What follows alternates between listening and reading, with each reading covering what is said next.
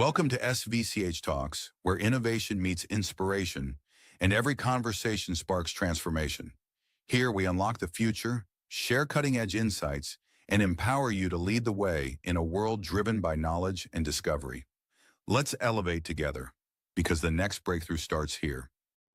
We're thrilled to have you join us for a day filled with insightful discussions, groundbreaking innovation, and transformative learning. Today, you'll have the unique opportunity to hear from industry leaders as they share their expertise, experiences, and best practices. Before we move forward, remember that you can obtain the micro-credential for this event. Just follow the instructions on our website. Don't miss this chance to certify your participation and learning. Now we're ready to start. Let's dive into the broadcast that our team has prepared for you. Enjoy it.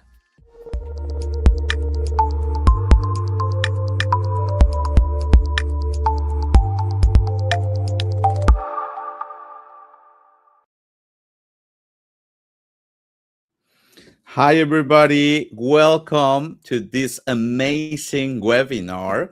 And today we have a special guest to start the year, this 2026, with a lot of good news and a lot of things happening. But, well, today we have Jeremy Korst with us, bringing executive level insights from his work leading AI and transformation programs at Microsoft and T-Mobile. He's also co-author of the Wharton School Annual Enterprise AI Adoption Report, regular contributor to Harvard Business Review, and founder of Mindspan Labs. So, Jeremy, how are you? Hey, so far so good. Good morning, Alejandro. Probably good afternoon to some of the people on the stream. Good. So how is everything going? Like, what do we expect from this session? Just a little bit. Well, as I turn from my holiday break vibe coding efforts to get back to business, we'll talk about today just some of the learnings we've had around AI adoption in organizations. Some of the things are going well, some of the things that where we're seeing struggles, and hopefully be able to provide some insight to what's happening more broadly, but also maybe some learnings that people can take back into their own roles and organizations to advance the appropriate use of this technology to make their companies and lives better. Amazing. Good.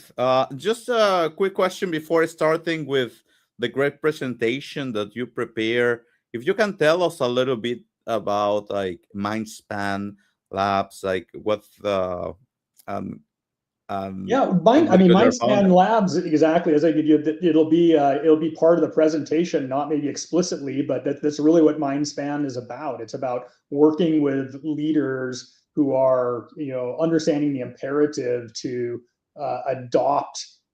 strategically adopt this technology to advance their strategies, better serve their customers, better enable their workforces, but are struggling often, not necessarily because of the technology, although we all know there are some technology challenges as well, but more around strategy and people and processes. So as I was really digging into this world, I saw that clear gap.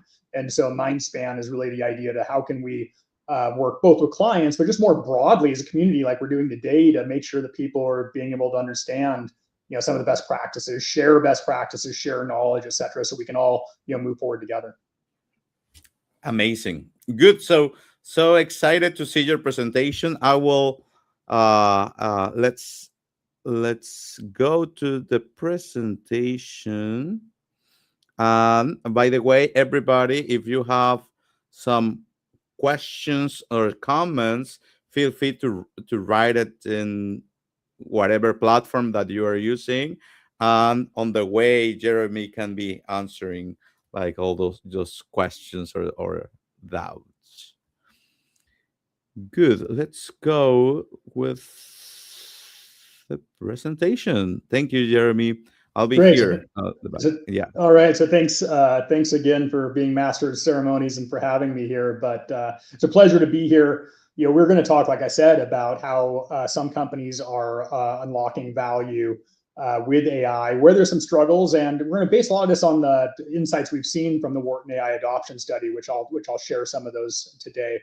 A bit about me, Alejandro gave some of this background, but I'm later in my career now, and it's given me the opportunity to see from a vantage point a variety of different technology companies, from some of the world's largest, Microsoft. I had the pleasure of and honor of launching Windows 10 globally, running several business units at T-Mobile, and then more recently in the smaller company space, Avalara, which is a pre-IPO company, Ilaria, which is a early stage cybersecurity company. We're all operators. So I've been had the vantage point of working with a variety of companies and brands. I've seen them work at the interface of launching new products, adopting new technology, and making them successful in market. I always like to put the picture of there's more to me than work. I love the outdoors. I live here in the Seattle area, so I get a lot of opportunities to hike and fish with my family, and so that's a little bit more of beyond the boardroom for me. Alejandro mentioned this, but also more recently, as I've reflected on my career and my experiences, I've had just a desire to give back, not only give back, but just engage in conversation around what drives effective technology adoption. How should brands engage both on the B2B side and the B2B side with the market effectively? And looking at best practices, some of my opinions of that too. So I've had the pleasure of being able to contribute to Harvard Business Review. My latest article is not here; it just came out in December, also about the use of AI and marketing in particular. And then also lecture at several business schools on the topic of AI strategy, both at my alma mater, the Wharton School, but also at Columbia Business School, USC Marshall, and then here locally at the Foster School at the University of Washington. So I get the opportunity to both present some of my thoughts and learnings and experiences, but also get a lot of feedback as part of that from students and executives and others. So like I said at the beginning of this, please share your thoughts, questions, etc. as we go through, because I think that this is a very quickly advancing space, and we're all kind of learning it together. But, jumping right in, 3 years ago, I had the idea, we were seeing all these headlines of the launch of ChatGPT, all kinds of conversations we were having about what was going to happen, who was going to adopt, how organizations would adopt AI. And so I was talking to a colleague, Stefano Pontoni from the Wharton School, and we came up with ideas like, well, why don't we just start studying this? And so we did. And so we're now in our third year of, I think, is the largest and longest and study of enterprise AI adoption. This year, Sunny Tamby, also from the Wharton School, joined us as our third co-author. And so we got picked up in the news a lot about some of this stuff. We'll cover it here, but I think some really interesting findings. By the way, this is freely available.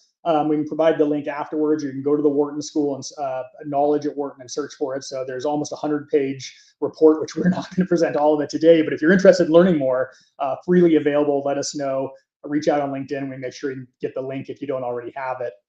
Just for those who are wondering, well, what is the study? Like I said, it's a 3-year program now, and what we're focused on is business leaders' use and perceptions of AI. So we're focused very much on larger company business leaders, because we thought that was really important to look at, since they are the ones that are often making decisions around budget and vendors and how their teams adopt technology.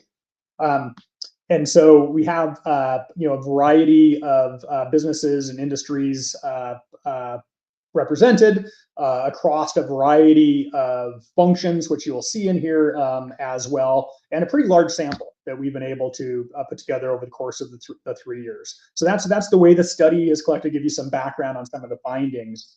And so we split the study into 3 areas this year. One is around everyday AI, and we'll show you I'll show you some data on this.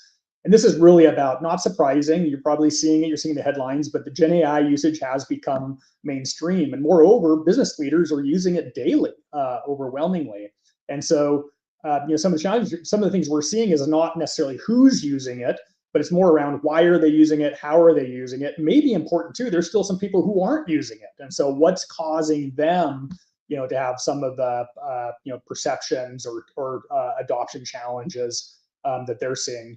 And so diving into some of the data here, what this shows is the 3-year adoption rate by company function for business leaders in these functions. And so again, maybe not surprisingly, we've seen pretty rapid growth across functions over the course of our 3-year study. And some of the things that I think kind of came out to me in our studies is, maybe not surprisingly that IT is leading the way in this and has over the course of our study. But one of the functions I've spent a bunch of my career in around marketing and sales is actually a laggard.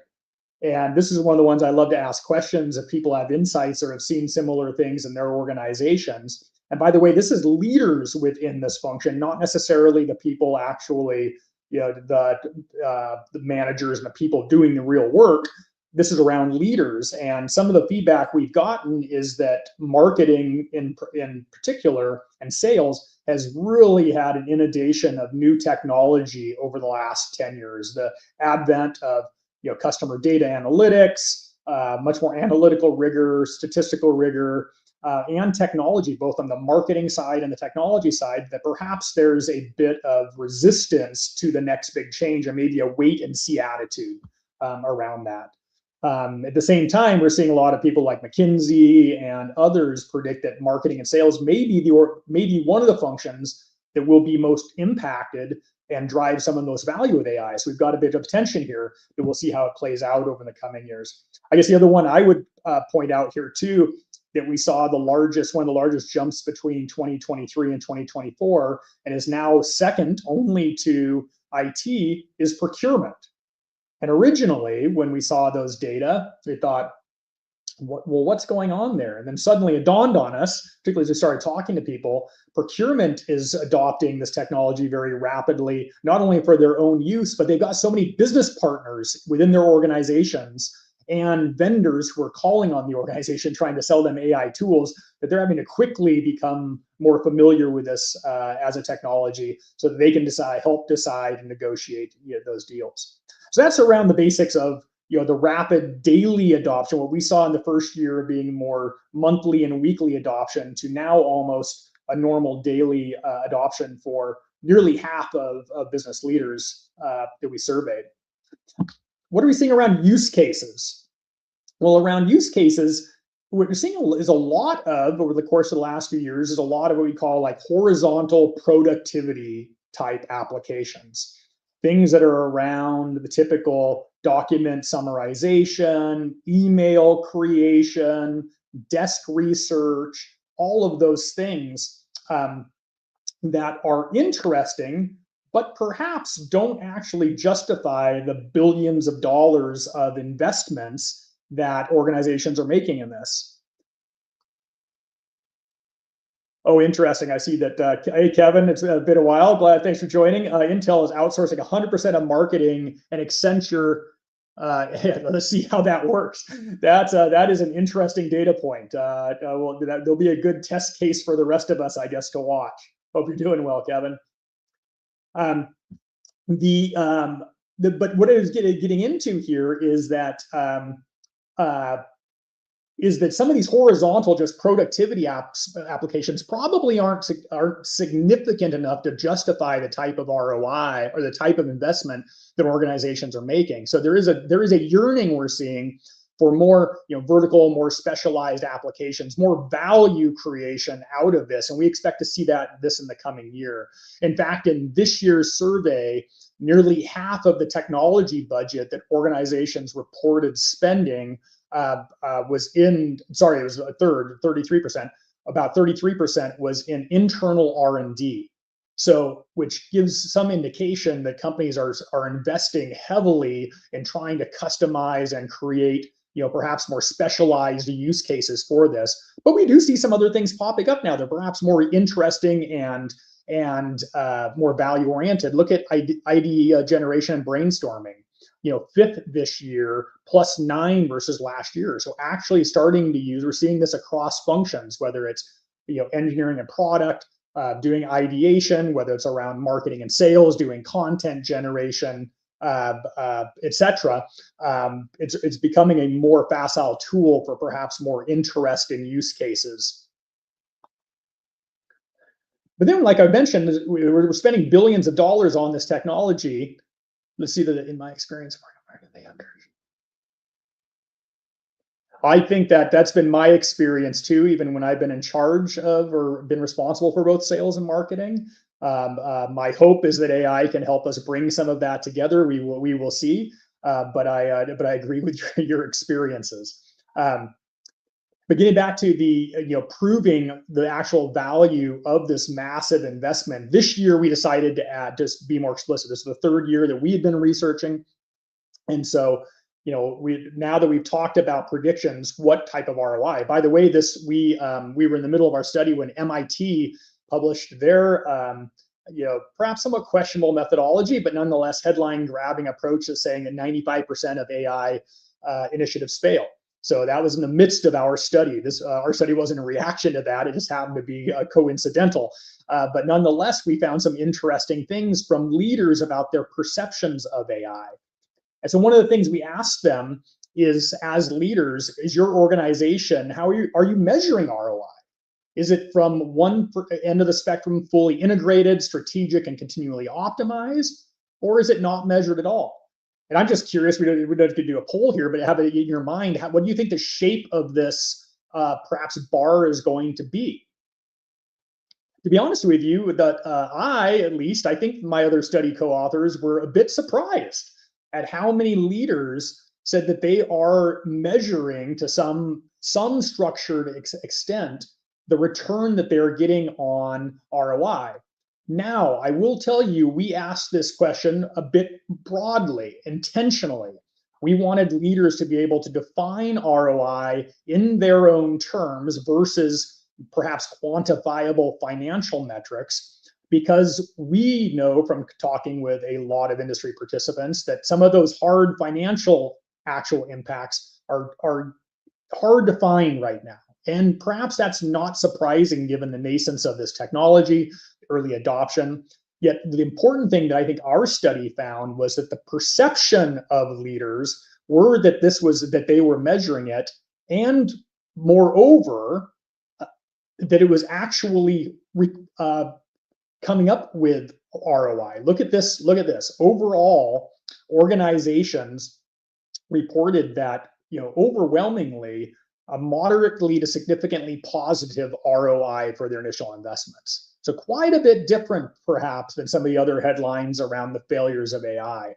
And why we think this is important is because the budget decision makers, the leaders of these organizations, have perceptions of at least that they are measuring it and that there is at least initial ROI to be had, that they also report the desire to continue to invest in the technology and even increase budgets in many cases. And so that's really what we're trying to get at, is that in these early days, while perhaps financially measurable ROI may still be nascent or difficult, what's on the minds of leaders as they consider their various investments? And then we also took a look at this from just a different organizational size too. And what we see here is quite a material difference in reported positive ROI. We see the two middle bars are smaller enterprise and then mid-sized enterprise, so organizations of about 50 million a year to 2 billion a year, who are the ones that are more dramatically reporting moderately to significantly positive ROI, while larger organizations are behind. They're seeing less so. And I'm just curious, if others have some anecdotes or questions around this, for those of us who have lived in large organizations, or perhaps those of us who work with or serve large organizations, I think we know that they tend to take longer, through the large, complex organizations and bureaucracy and realistic concerns like governance and data security and industry regulation, et cetera, that they tend to adopt less quickly because of many of those frictions. But they also, studies would show that once they do adopt, start getting some of the more massive scale effects of the adoption too. It may be interesting too to know that over the first 2 years of our study, larger organizations reported slower adoption compared to these other two middle tiers. So we saw that these small and mid-sized organizations, as is typical, were early front runners in the adoption of Gen AI, and large organization enterprise reported actually catching up this year, but yet they're a little bit behind, perhaps still in other measures. So something to think about based on what type of organization you're working with or working for, how it lays out, compared to these other things.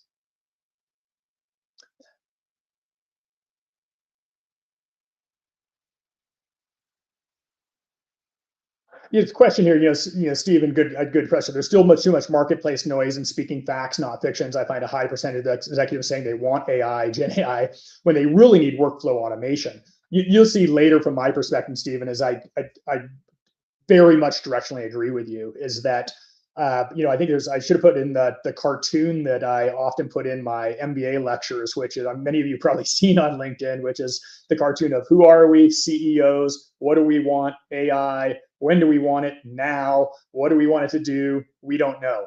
And I think that while it's a funny cartoon, I think that there is a lot to say about that. And in fact, you'll see this, perhaps you kind of helped introduce this slide here, is that different seniorities we see when we separate out those who are VP plus, so executive management, versus middle management. Those who are closer to the actual execution, perhaps accountable for the day-to-day and seeing in the trenches what's actually happening.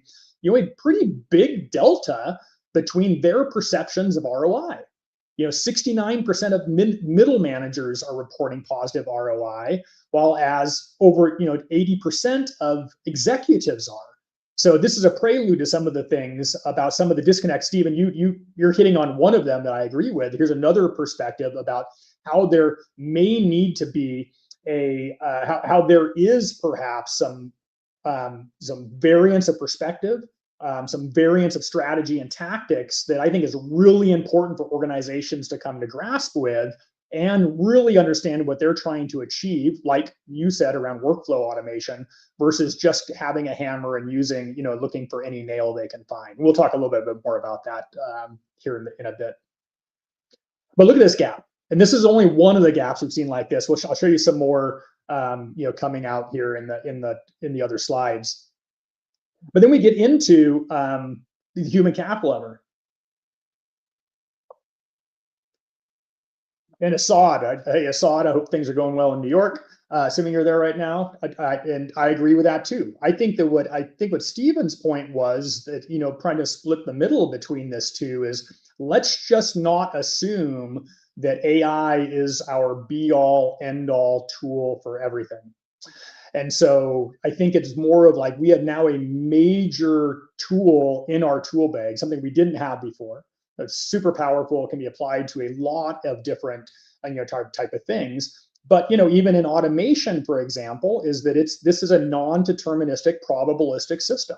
And so there's a lot of work going on to put guardrails, other types of things involved in agentic workflows and workflow automation, but yet we still need to be able to be comfortable with the uncertainty and level of variation that we should expect from a tool like this. And so that's where I think it comes up to leaders to make decisions about, what am I trying to automate? What workflow am I trying to reproduce or automate? And what is the best tool for that? And in some cases, it may be keep it simple, stupid. In other cases, it may be machine learning. In other cases, it may be Gen AI. But those are the types of things I think leaders need to grapple with, versus just jumping right into assuming that AI is the answer, which I think is causing, by the way, some of the challenges we're seeing and some of the failed experimentation and pilots that are going on. But this gets down to the human capital level, around how are we engaging, how are we as leaders, how are organizations engaging through and leveraging their human capital as we look to adopt this powerful new technology and use it in different ways. And here's some of the things that we found over the years. Again, a lot more about this in the full report available at Knowledge at Wharton. And like I said, I will repost a link to that report somewhere on the LinkedIn post or something once we get through this to make sure everybody has access to it.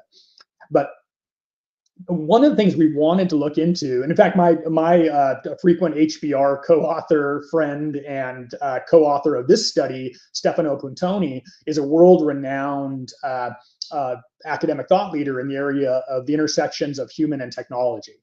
And so we say his time has come with the advent of AI, because that's exactly what we're talking about, is that intersection between humans and technology. A technology that is seemingly becoming maybe not more human, but at least having more human-like capabilities, and at the same time, people trying to adopt and adapt to that situation.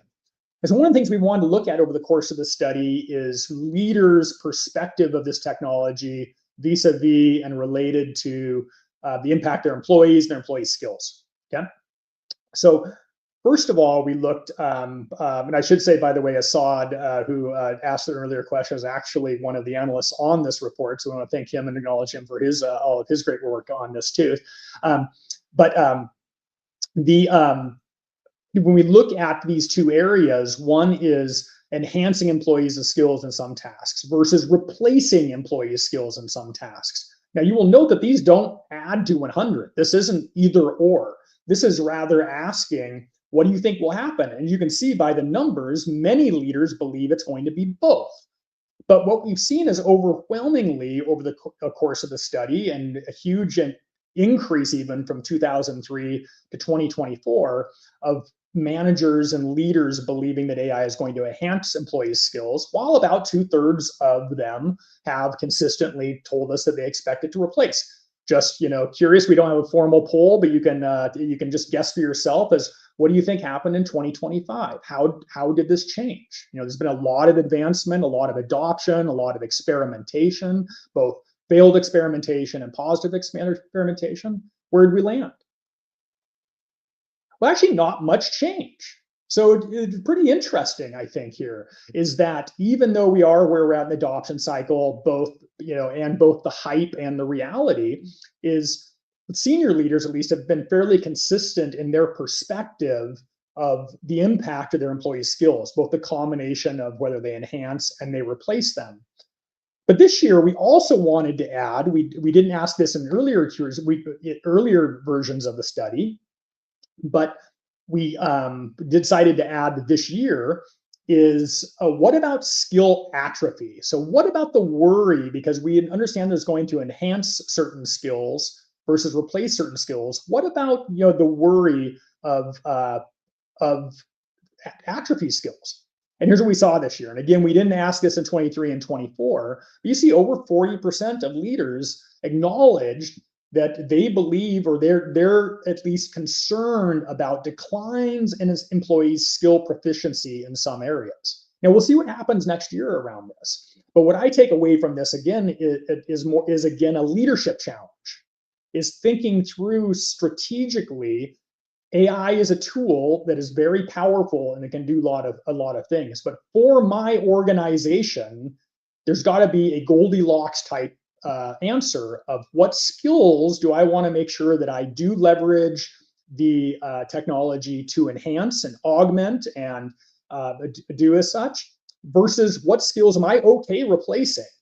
And this is where it's like good skills to replace and bad skills to replace. And I think this is what leaders are often struggling with now today, and I believe is going to be a huge topic for 2026. So that versus what the technology can do versus what it should do, because those strategically differentiated skills, those important core skills within a given function, or within a given function within a given organization, this may have difference between organizations, and definitely with between different types of functions. And so I think this is again one of the leadership imperatives that the human capital lever is really important to help companies navigate this side. And I think back, I often get particularly when I speak at business schools or undergraduate, people who are, and maybe some folks on the line, who are looking into their career and the career ahead of them, and not surprisingly and understandably worried about certain aspects of how AI will impact not only the workforce but their chosen profession. And I think it's right for all of us to be aware of that, concerned about that, try to influence that and prepare for that. But I will say, over the course of my long career, there are quite a few skills that were not value added that I would have been very happy, and that took a lot of my time, that were more administrative, were more process oriented, that I sure would have been happy to give up to be able to focus on some of the more strategic and people oriented parts of my job. So I hope that's where we can build, continue to move in this spectrum to be able to achieve outcomes like that. But then, of course, there's the question of jobs. Like I said, what's going to happen with Gen AI? Are there going to be more jobs? Are there going to be fewer jobs? Are there going to be fewer entry-level jobs, mid-managers? Or is it going to create new jobs? Those things are all, what I'd say is the jury is out. I think that I can confidently say and bet that there will be roles and functions and organizations that feel pretty dramatic impact due to the adoption and capabilities of AI. I'm also personally pretty bullish that there are new opportunities for company growth and role growth that will take advantage of this technology to create new opportunities both for both their organizations, their customers, and their employees. And again, a leadership imperative, I believe, in navigating this is to really pick a path. For example, the outgoing CEO of Walmart, I thought did a really, had a really interesting public statement about their AI vision. About their AI vision was really about growth, and that when he was asked whether he expected it to impact their workforce, he said, well, he believes that every job is going to be impacted by AI, and at the margin there may be some, I'm paraphrasing, but at the margin there may be some roles and functions that are negatively impacted by headcount. But overall, he believes that if Walmart is successful through this, that Walmart will grow so quickly that they will end up having more employees, not fewer, at the other side of this river. And so I think that type of vision, if it's right for a company, is important to help and be able to navigate, again, this space. But where we ask people overall right here to say, what do they believe the impact of jobs will be in the next 2 to 5 years? What you see is this mixed bag. The jury's out. About 13 to 18% say fewer junior to mid-level hires. And then on the other side of the equation, the other side of the balance sheet, we see senior leaders saying that 40 to 49% of them predict more junior to mid-level hires. So again, I think it's going to be a mixed bag, and we're going to see how the jury's out. We're going to see how this goes. But I was a bit surprised at the bullishness of this. I expected, to be honest, if I would have made a bet before the survey that the light blue would have been bigger based on the headlines that I had seen at the time.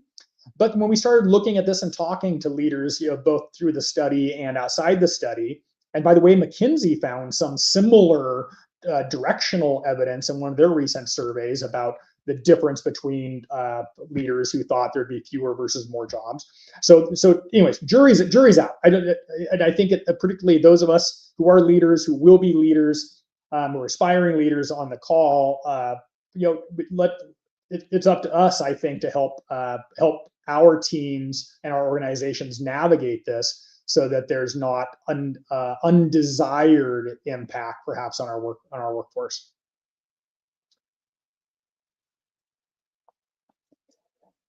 It's hard to see the headline here on this slide.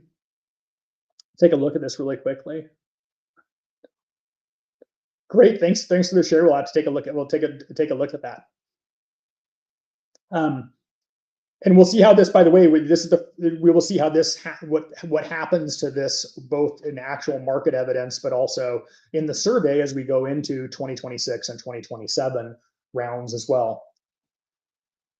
So here's another interesting, going back to, I said there's some data points showing that perhaps there's some tension or at least lack of being on the same page between executive management, VP plus, and mid managers. And what we see, one of the questions we've asked over the years, we're just showing this year's here in this slice, is it for your organization, do you think that you are, how do you believe your organization is adopting AI relative to other organizations like you? And what you see here is a pretty profound difference between executive managers, executive leaders who are saying that their organization is more rapidly adopting the technology compared to peers and organizations like them versus mid managers. And so where's the reality? Is it in the ground truth around mid managers who are doing this every day, and perhaps seeing some of the pain in the trenches of some of the challenges of the early technology and the fit and the experimentation, and perhaps being even worried about the impact of themselves and their teams, or perhaps the more aspirational executives that maybe have a longer time horizon as they're really thinking about ROI and they're really thinking about adoption, and so they have a more bullish outlook. It's hard. In fact, it's impossible to get inside all of their minds.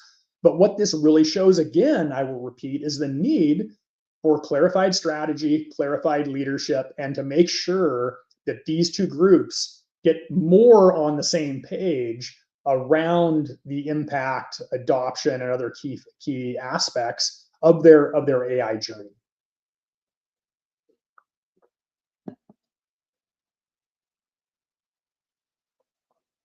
So another area of human capital that we've been looking into over time is around talent pipeline. And here you can see, and some of this has been consistent over the course of the study, is that, of course, AI talent, this AI native talent, whatever that means, because I think that's a changing target by the day. But nonetheless, those who have AI native and AI capabilities are in high demand. But what I want to point out here on this slide is that we're also seeing some other impacts when we ask leaders around your view, what are the biggest challenges your organizations face as it comes to adapting your talent pipeline?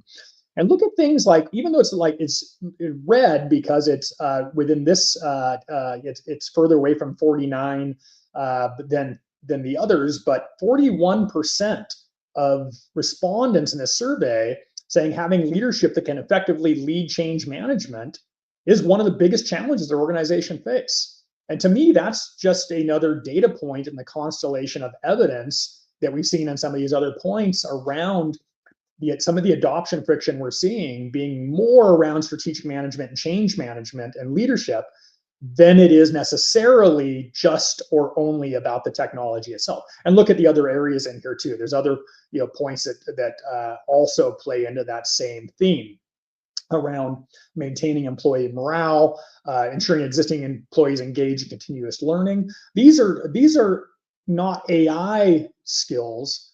These are leadership skills.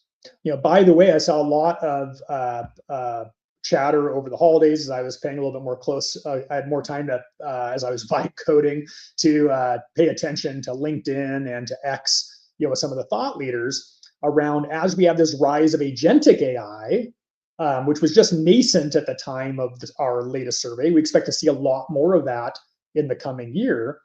But talking about around, well, what happens in this coming hybrid workforce where we introduce AI agents, autonomous agents, to perhaps do some fairly high value business processes and workflows, and perhaps some that even impact customers directly. In those, what type of leadership capabilities? Of course, it's going to take all kinds of IT data security and privacy and guardrails and advancements from the underlying labs and the models. All those technology aspects are super important and critical. But when we think, I think, more holistically around what type of leadership, what type of organization change management is it going to take to be able to manage that way? And I thought it was some really interesting commentary over the the holiday. In fact, Ethan Mollick from the Wharton School had some commentary on this along the lines of, hey, some of the challenges that people are seeing in adopting agents, early adopters, around providing clear instructions, guardrails, adapting to true business process, etc. I think he made essentially the point of, that's not an AI specific challenge or thing. That's just leadership and management. And so I think that's just an important point I'm trying to land here, is that some of these things are important, even though the technology is unique, exciting, and different. Some of the skills required for us to navigate the space are the same as they have been in the last couple decades. And the importance to make sure that we're hiring and developing leaders within the organization who can help us achieve that. And speaking of leadership, we're seeing more and more companies now who are having chief AI officers.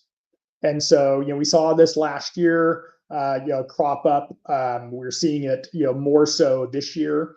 And one of the things I want, a couple of things I want to talk around CAIOs, based on what we're seeing is, one is that what we're seeing actually happen based on the survey of these leaders is that there's a number of CAIO roles, but over half are just additions. They're a comma with to the title, that somebody is getting a CAIO as part of their broader responsibilities and accountabilities.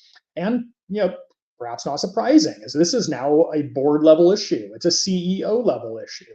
So of course the board and the CEO want to make sure that there's an accountable executive in the organization who has who can be not necessarily directly in charge of all the company's initiatives in this space, but at least have visibility and accountability to report them back to the rest of the organization. So, seeing this develop here too.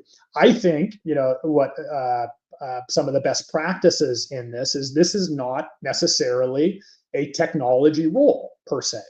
It's not necessarily something that should live under the CIO or CTO. I'm not saying that's a black and white best practice. They're saying that companies should make sure to consider that, because going back to some of the conversation we had a bit earlier around workflows and automation and et cetera, a bunch of this comes down to actually implementing and adopting effectively in a cross-functional, multi-dimensional model that includes, the acknowledgement and understanding of business strategy, the impact of human capital. And so I think, to me, and I think we've seen some organizations who are doing this well, is this is a role that is highly cross-discipline. So it's somebody who most definitely needs to understand, appreciate, and have technology skills.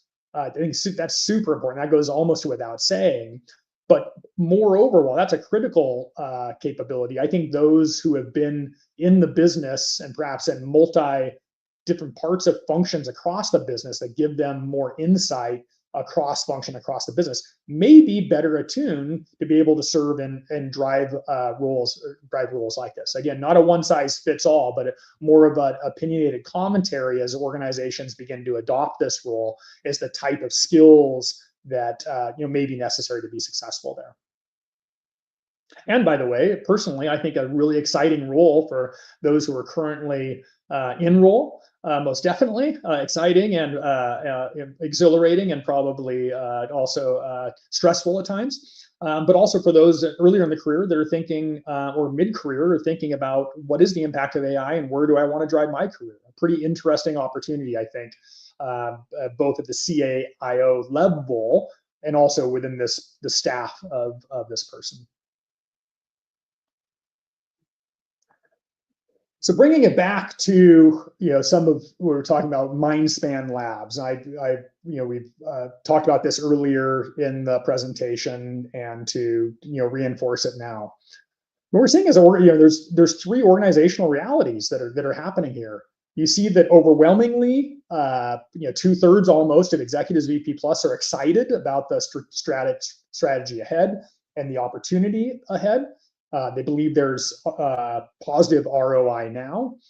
Middle management, like we said, are more cautious, maybe more pragmatic, some would say, maybe closer to the actual things that are going on. And then moreover, what I didn't introduce earlier because it wasn't in our study, but I'm borrowing data from Pew, the Pew organization had a workforce AI survey, which is again publicly available if anybody's interested in looking at it, showing the impact of workers and how worried workers are. So look at the tension we have here, and for organizations who are hoping to successfully adopt this technology, just to hit this over the nail on the head again, that this is not just about having the effective use of technology.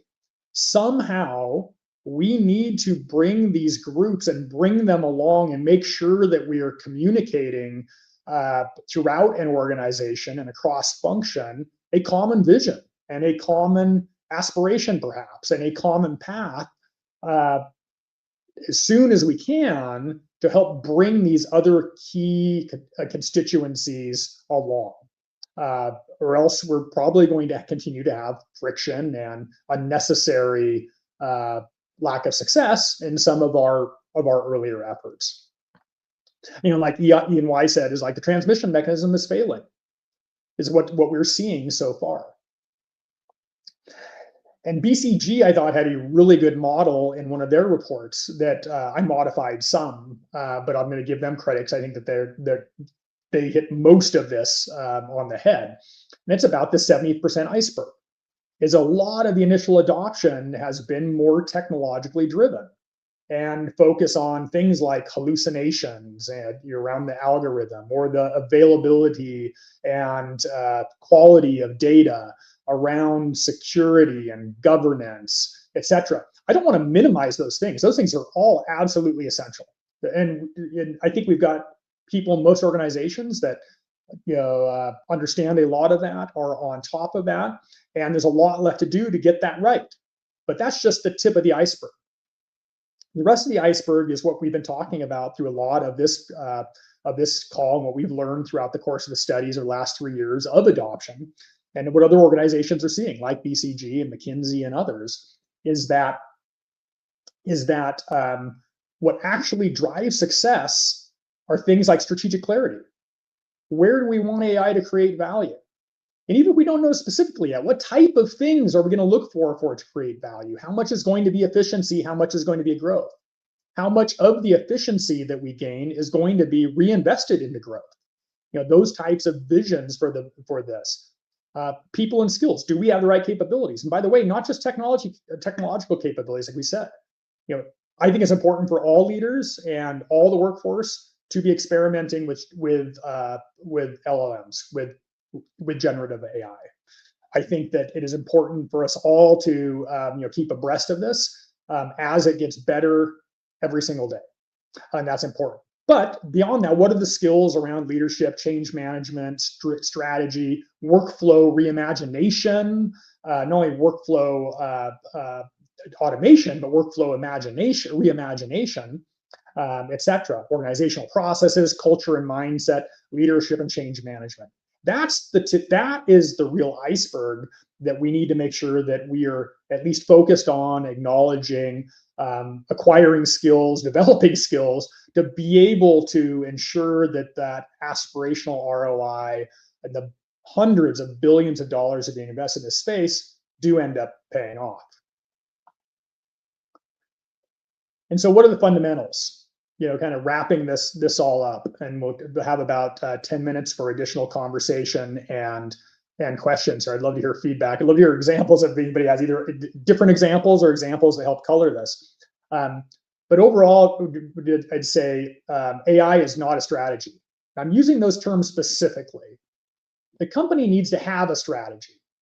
That strategy isn't changed by AI per se. Rather, AI is an extremely important tool and tactic to achieve that strategy. It's more, how do I use AI to achieve that strategy and accelerate that strategy, not an AI strategy. So I know I'm being semantic here, but I think the difference is really, really important as we think about how to successfully adopt the technology. Like I've said throughout this, it's not just about tech and tools, it's about transformation. It's about people, process, and technology. It requires the combination of the top-down vision, the top-down sponsorship, but we need the bottoms-up embrace. If we don't find a way to help workers overcome some of their fears. Well, of course, not we need to be truthful in the cases where we do believe that AI is going to impact certain jobs, certain people, certain roles. But how do we ensure that we have an effective vision? How better we understand we have an exciting strategy along with an AI vision that creates a situation and a culture that has this bottoms up embrace, that enables a type of experimentation and adoption that needs to occur, I think, to be able to long term be successful in this space. And the trust, like I said in the bullet point there, that is going to be required to cross this chasm, borrowing a term from Jeffrey Moore. There's a major skill gaps that we see there, but transformational leadership capabilities, and I should also put on this things about business process reimagination are going to be key. And by the way, this first phase we've been is essentially what we call bringing AI to work. Bringing AI to work. And what people I hear mean by that is that it's more of like in our existing business processes, my existing workflow, my existing emails and report creation and my day-to-day job. How can I use a helpful chat agent or some level of automation to augment my existing processes? And that's interesting. That can be very powerful in many cases. But I think to really gain the type of transformational ROI that people are expecting and anticipating, it's going to be not just bringing AI to work, but putting AI to work. Putting AI to work in new ways, rethinking business processes across the organization, perhaps even reimagining organizations themselves to be able to work in this new hybrid world. Early measurable ROI is elusive.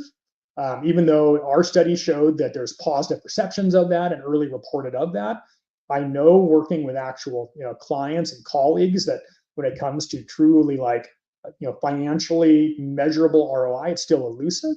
There's early indications of really positive of things there, but I think that just reinforces the need for intentional experimentation and measurable pilots, and then quickly scaling them and heralding them as successes once we see those early indications of value. And then last, to hit the gong on this a bunch through this, and I truly believe it, people are still the biggest lever. And I think they're going to be so for at least the foreseeable future, hopefully forever. But that how we engage with people, how do we skill people, how do we give them the culture of trusted experimentation, augmentation, tactical execution, et cetera, is going to be absolutely critical, I think, for companies to successfully adopt. So with that, it looks like we've got a bit of time for any additional chat here. This is, I'd love to connect on LinkedIn. I'd like to have back and forth as much as possible on LinkedIn, both learn more from you and do this. Like I said, the vision of Mindspan Labs, of course, if we're a consulting firm and love to have clients, but really more over just engaging in the broader discussion as we all learn and as we all navigate this in the coming months and years ahead. So thanks for the time. Love to hear some additional questions or thoughts. Jeremy, what an amazing presentation. Great insights.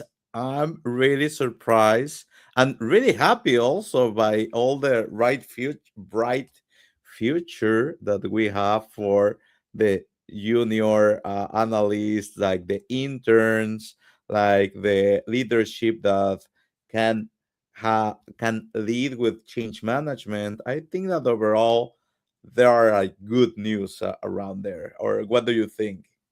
Well, yeah, I mean, I don't trust me. I am not just wearing rose-colored glasses.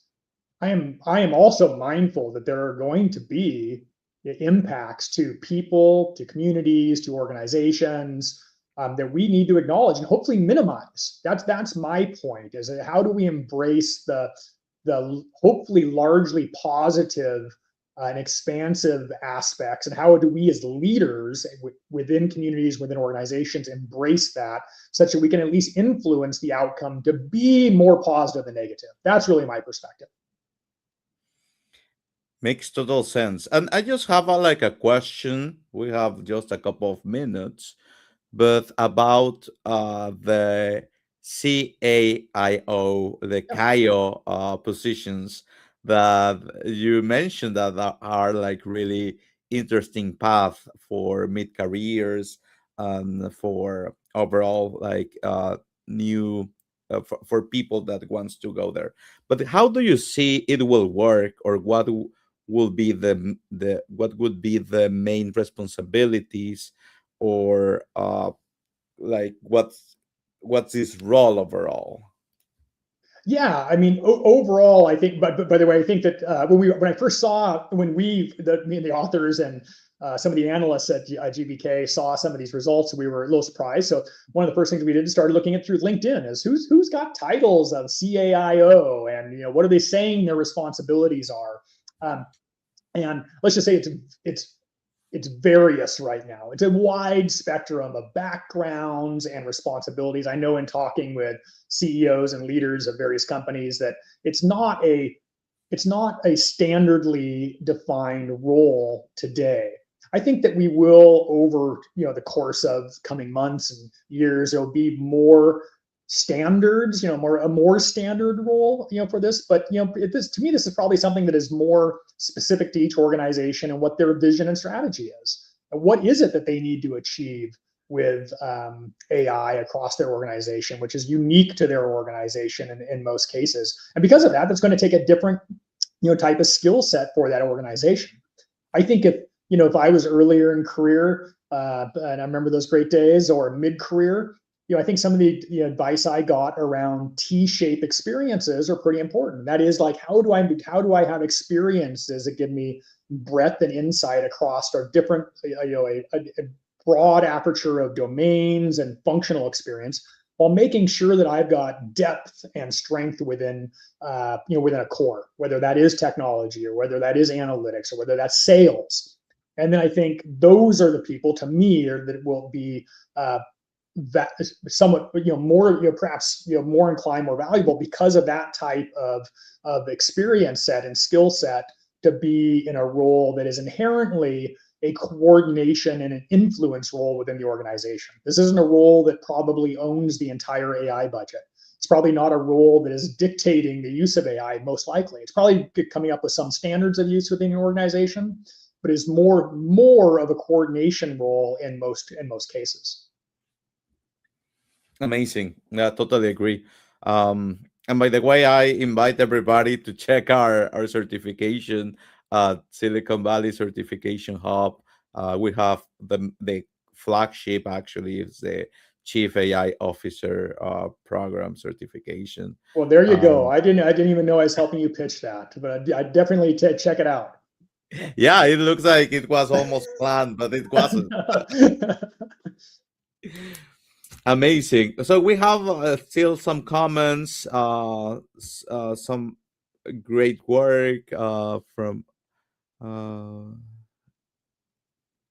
I don't know if you want to read it. Or... Yeah, Anthony, it's like AI advances will become part of the organized strategy, similar to having people on the core strategy board. Maybe just making sure we understand each other too, is that if you say, is AI going to be part of the strategy process? Most definitely. It's already part of my strategy process. It's one of my best, strategic, maybe I'll even call it advisors. And I know that CEOs and boards that I have talked to are using it as a tool, just like they're having people on their strategy boards. My semantics, I was trying to really pound on around. I hear a lot of companies saying, "I need an AI strategy. I need an AI strategy." And to me, that sounds more like searching for what you want to be versus already knowing what you want to be and using AI to get there. That's kind of my point. But in terms of like its ability to be a strategic advisor, to bounce off ideas, to be able to really ask hard probing questions about what you think is a solid strategy, it's an amazing tool for that. Agree. And well, a lot of thank you and congrats for your Melissa, insights. good to see you. Thanks for joining and for the time. Anthony, Thanks, Stephen, Anthony. Yeah. Well, I think with those great comments, let's close this webinar. Let me share again your data. here. So if you want to follow him and connect with him, with Jeremy. Thanks for having me, Alejandro. Thanks. I wish everybody success in the new year. It's going to be a fun and exciting time, I know. Yeah, totally. Well, thank you, Jeremy. Great insights, great presentation. We hope to see the next report, and hopefully we can have another session. We kick off in just a couple months, so it's already getting ready. Perfect. Well, thank you so much. Thank you, everybody, to attend the webinar, and see you later. Bye.